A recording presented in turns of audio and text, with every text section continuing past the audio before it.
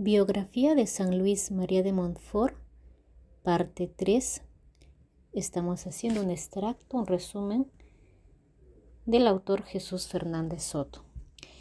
En el capítulo anterior vimos cómo San Luis María de Montfort se hace sacerdote y además cómo llega a trabajar en un albergue en el cual con mucha dificultad logra formar una pequeña comunidad formada por algunas enfermeras, algunas empleadas y algunas personas asiladas, es decir, abandonadas que están en el asilo, pero con ellas forma esa pequeña comunidad. Ahora vamos a ver cómo es su trabajo como sacerdote. De la Congregación de las Hijas de la Sabiduría. 1. La vida de Luis María siempre fue muy complicada, muy criticada, demasiadas calumnias para él. Y es que era muy incomprendido tanto en su época como ahora, porque él ha sido siempre muy radical a sus convicciones. Vimos cómo Luis María hace un pequeño reglamento para su pequeña comunidad dentro del albergue, que era bastante estricto, pero sobre todo él se encargaba de trabajar las almas de estas personas. Procuraba el bien físico, sí, pero buscaba que ellos se enamoraran de Jesús y de la Virgen María. Pero las personas que no pertenecían a esa comunidad masía al albergue empezaron a criticarlo y a calumniarlo. Así que vamos a ver que de tiempo en tiempo Luis María deje el albergue para irse en silencio a hacer sus misiones. Esa era su estrategia. Él no se defendía.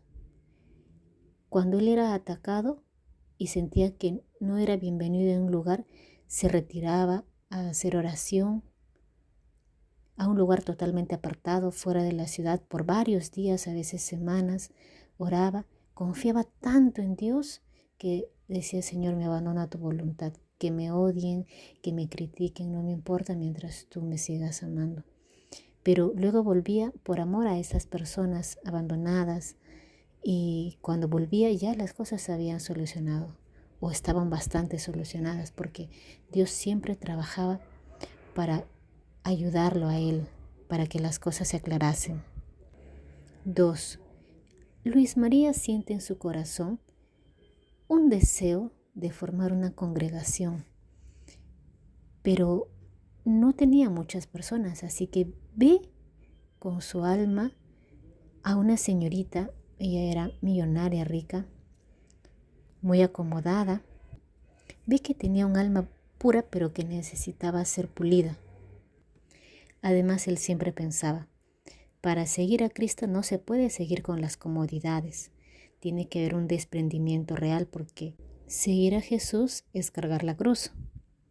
María Luisa Trichet, así se llamaba esta señorita, había ingresado al albergue como ayudante y deseaba consagrarse por entero a Dios. Y Luis María la va a preparar poco a poco. Primero consigue que entre a vivir al albergue. Eso no era fácil, ya que ella siempre había sido servida por muchos criados y no sabía lo que era la pobreza, la necesidad y el hambre. Además, vivir con un grupo de enfermos, tullidos, ciegos, sucios, a veces pestilentes, no es fácil, pero Luis María sabía que ella necesitaba vivir esa experiencia para aprender a amar a Jesús en aquellos enfermos. Lo primero que hace Luis María con ella es enseñarle a servir y obedecer. Esto es para que ella se desprenda de todo lo que tenía anteriormente, de su propio orgullo, de su vanidad, de su belleza. Sabía que ella estaba dispuesta, pero no valía con que esté dispuesta, sino realmente hacerlo y aprenderlo poco a poco por amor a Dios. Así que María Luisa va a ir sometiéndose poco a poco a los servicios más humildes. Va a empezar a comer las sobras de lo que comen los pobres, se va a hacer sirvienta de los menesterosos, y realmente no puede, pero Luis María le dice: hija, tú no busques hacer esto con tus fuerzas, tienes que abandonarte totalmente a la sabiduría de la cruz, es decir, a Jesús. Y así le va enseñando que por amor a Dios, ella debía hacer ese tipo de servicios para parecerse más a Jesús. Cierto día, el padre Luis María decide hacerle cambiar sus vestimentas. Ella usaba una vestimenta de trabajo. Y su madre le acepta pensando pues que le iban a comprar una bonita vestimenta para que trabajara en el albergue. Sin embargo, Luis María le compra un tosco sayal. Este era áspero, de color gris, un vestido bastante sencillo, largo, que parecía un saco. Y a través de una muy pequeña pero solemne celebración le va a colocar este sayal a María Luisa como su hábito. Y ese día, que justo es un día como hoy, la fiesta de la purificación, pero en el año de 1703 va a nacer en la iglesia una nueva familia religiosa, que es las hijas de la sabiduría de la cruz, con una sola religiosa, que es María Luisa Trichet, cuyo nombre nuevo es Sor María Luisa de Jesús. Su familia, al ver este traje que tiene María Luisa como hábito, se llena totalmente de escándalo y estupor. Creen que está loca. Y asimismo pensaban de Montfort. Casi todos los que lo conocieron creían que Montfort estaba loco. Y realmente sí estaba loco, pero estaba loco de amor por Dios. Y solo a Dios, ahí está la diferencia. Luis María solo amaba a Dios, a la Virgen y a todo lo que fuera santo. Todo lo demás que sea del mundo, alimentos, ropa, personas, etc., pasaban a un segundo plano o a veces a ningún plano. 3.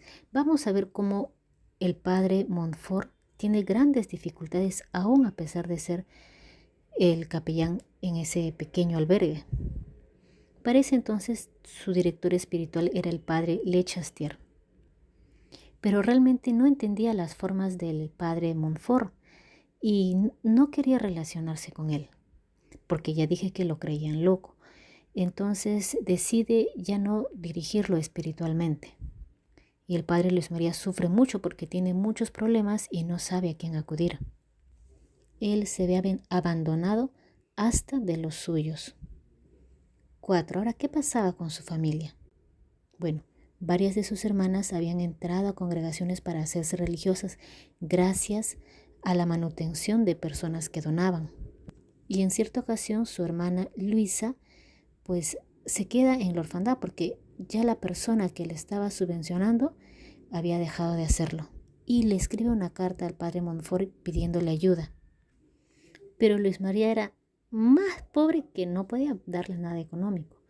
Además, él decía: hemos de amar a nuestros padres y hermanos más que a nadie en la tierra, pero no más que a Dios. Ellos no deben nunca ser obstáculo para nosotros del amor que debemos a Dios. Además, pensaba, no es lo principal que nosotros seamos la solución de su vida material, sino el apoyo de su vida espiritual. Es así que Luis María va a tratar de confortar y darle confianza a su hermana en el abandono en Dios. Pero él no se queda solo con eso. También ora mucho y hace sacrificios para pedirle al Señor su ayuda. Hay una hermosa carta que le escribe donde dice: Dios te quiere, querida hermana, Dios te quiere separada de cuanto no sea Él, y tal vez abandonada efectivamente de todas las criaturas. Pero consuélate, alégrate, sierva y esposa de Jesucristo, de parecerte tu maestro y esposo. Jesús es pobre, Jesús es abandonado, Jesús es despreciado, arrojado como las barreduras del mundo. Feliz y mil veces feliz Luisa Griñón, así se llamaba su hermana, si es pobre de espíritu, si se ve abandonada, despreciada y arrojada como las barreduras de la casa de San José. Luego le dice: Dios quiere de ti, mi querida hermana, que vivas al día como el pájaro en la rama, sin preocuparte del mañana. Duerme tranquila sobre el pecho de la divina providencia y de la Santísima Virgen, no preocupándote, sino de amar y agradar a Dios. Bueno, Dios escucha. Por algunos meses más, Luis María consigue que su hermana se mantenga en el convento, pero luego nuevamente se queda sin recursos y sin protección. Es más, se queda en la calle. Luis María sale secretamente del albergue en Poitiers y viaja inmediatamente a París, obviamente caminando como siempre. Va a pedir ayuda a las personas que él conoce, pero todos le niegan, todos le echan la puerta en la cara y lo desprecian. No le dan ni siquiera un pan para su largo viaje hasta París. Y cuando llega a París, llega totalmente deshecho. Ya sus zapatos estaban totalmente rotos, sus vestidos con las justas, no había comido bien, apenas podía sostenerse.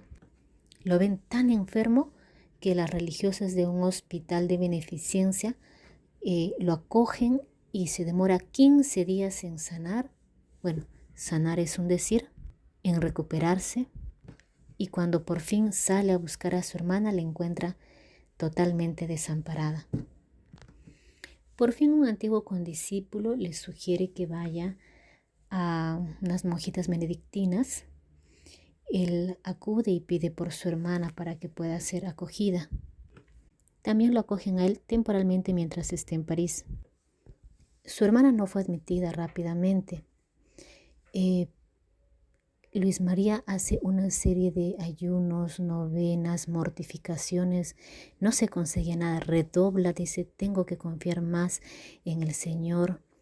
Hace más penitencias hasta que por fin una señora que no era tan millonaria ofrece lo que se requiere para que su hermana pueda ingresar al convento. Y es admitida como religiosa y se le da el nombre de Hermana San Bernardo. Y por fin Luis María puede volver a Poitiers ya más tranquilo. 5. Hay una carta bastante extraña e incomprensible para muchos que Luis María escribe a su madre cierta vez que ella, ante la necesidad de la familia, le había pedido dinero, pensando que su hijo, siendo sacerdote, pues tendría algo de dinero. Luis María les dice: le es necesario e infinitamente ventajoso verse empobrecida en sumo grado, ser despreciada y abandonada de todos, y aún llevar una existencia peor que la misma muerte, si es tal la voluntad de Dios. Aunque no le escriba, porque no mandaba cartas, sin embargo no la he olvidado en mis oraciones y sacrificios. La amo y venero tanto más perfectamente cuanto que la carne ni la sangre tienen parte en ello. No me grave con el cuidado de mis hermanos y hermanas. Hice por amor a ellos cuanto me pedían Dios y la caridad. No tengo ahora ningún bien temporal con que auxiliarlos, siendo como soy el más pobre de todos. Lo pongo a ellos en mano de aquel que los creó. Casi más al final dice: por ello le doy 1000 gracias y todos los días pido por su salvación, y lo haré durante su vida y después de su muerte, pero de mí nada más espere mi familia natural. Ninguno, o al menos muy pocos, entienden el lenguaje que hablo. Usted lo entenderá en la eternidad si se salva. Bien, en el siguiente capítulo continuaremos dando algunos detalles de su nueva congregación que formó y además su vida como misionero en las misiones por toda Francia.